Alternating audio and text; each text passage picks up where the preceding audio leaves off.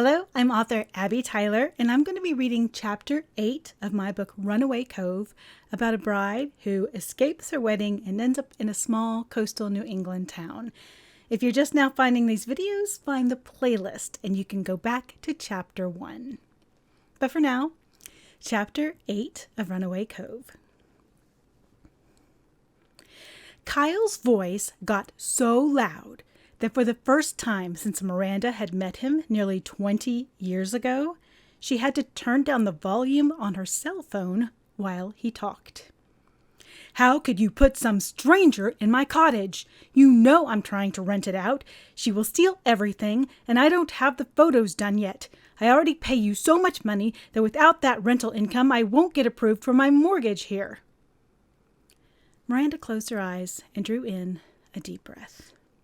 So, he had chosen a new house already. That was fast.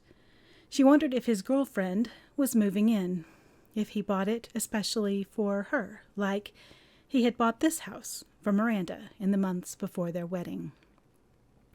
Kyle wasn't ordinarily the yelling sort. So many things about him had changed. Miranda couldn't keep up. "Who told you?" she asked. Most of the town was mad at Kyle for divorcing her out of the blue, but when the two of them had settled into a happy co-parenting arrangement, everyone had settled down. Until he left again. "That's all you have to say? Who told you? I still have friends in town despite what you tried to do."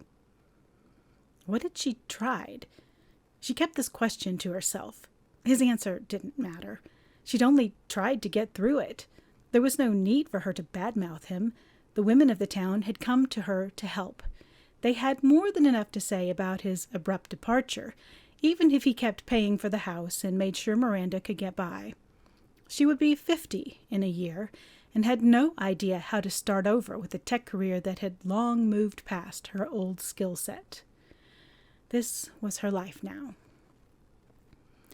"I'm just curious who is keeping you informed."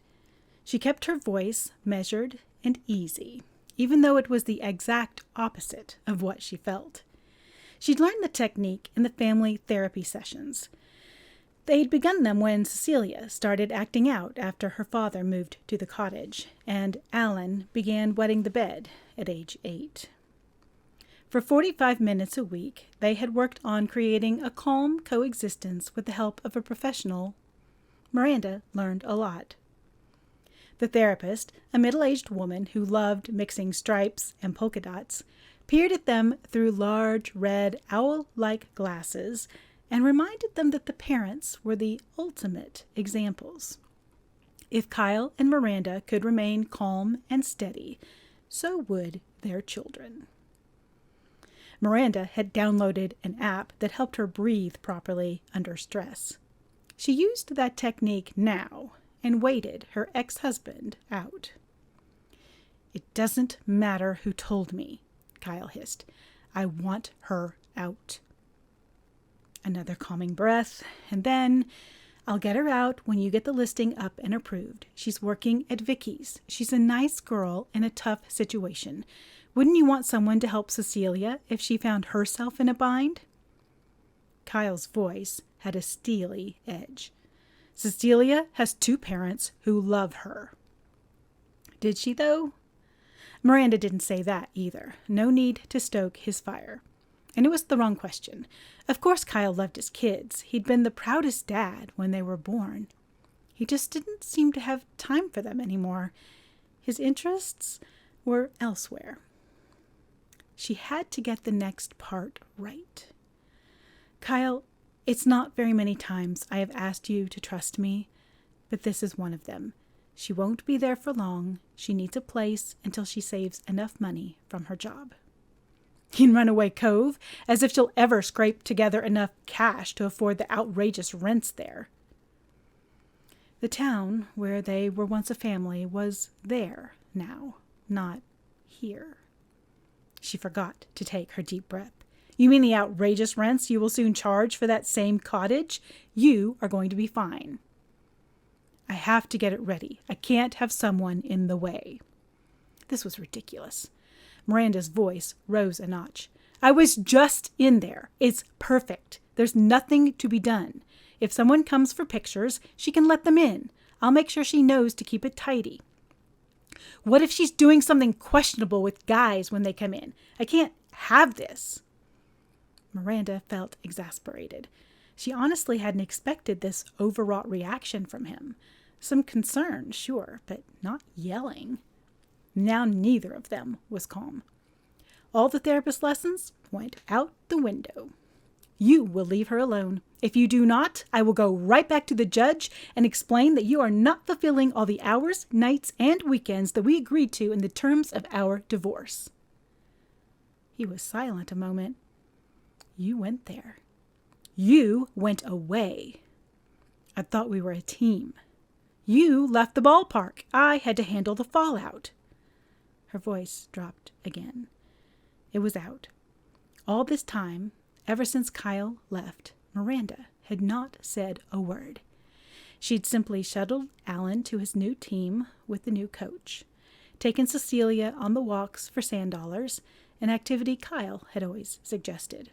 In fact, his not being here to go to the beach was how they got to this conversation, how she met Cricket. All right, he said, knowing she had the moral upper hand as always. 2 weeks, but that's it. After that, it's listing. 2 weeks, I understand. Miranda glanced around her bedroom, seeing it for the first time since the conversation began. Kyle was still everywhere in it. Baseball caps on a rack, his books on the shelves. She kept thinking he'd get the rest when he got a bigger place, but it sounded like that was happening already. Time to purge. He let out a long, slow breath. How are they, Cecilia and Alan? Now he asked about them. They're wondering why 3 weekends have passed without seeing their father. You should at least call them. Text, send an emoji. Sorry, I'm closing on this house and things. He hesitated. I might as well tell you. I've been dating someone, and she's pregnant. I'm not planning to tell the kids yet, maybe when we know the gender, and I can say they're having a brother or a sister. The punch in Miranda's gut was so physical that she pressed her hand to her belly. She tried to say, I see, but no words came out. Miranda, are you there? She could only manage a mumbled, mm-hmm. I can tell you're upset. I'll go. Tell the kids I will come by this afternoon. No, can't do that. Next Saturday. Next Saturday for sure. She would tell them no such thing.